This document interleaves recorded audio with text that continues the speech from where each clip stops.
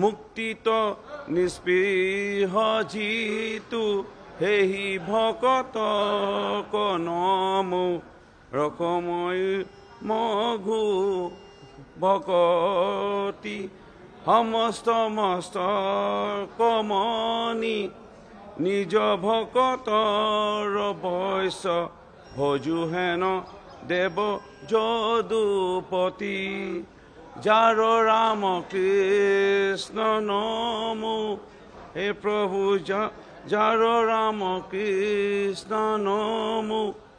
মই এই প্ৰাৰ্থনাৰে মই পুনৰবাৰ মাননীয় মুখ্যমন্ত্ৰী ডক্টৰ হেমন্ত বিশ্ব শৰ্মা ডাঙৰীয়া আৰু মাননীয় আমাৰ দলৰ সভাপতি দিলীপ শইকীয়া ডাঙৰীয়াৰ পৰামৰ্শ মৰ্মে মই অসমৰ ৰাইজৰ ওচৰত ক্ষমা বিচাৰিছোঁ। কিন্তু মোৰ বহুত দুখ লাগিল উক্ত দিনা, আৰু হয়তো চাহ জনগোষ্ঠীৰ এজন বিধায়ক হিচাপে বা ৰজাঘৰীয়া লোকসকলে যেনেধৰণে হয়তো মোক লৈ তেওঁলোকে চাগে চিন্তা কৰে আৰু মোক বাধা দিব চেষ্টা কৰে, এয়া খুব দুখ লাগিল।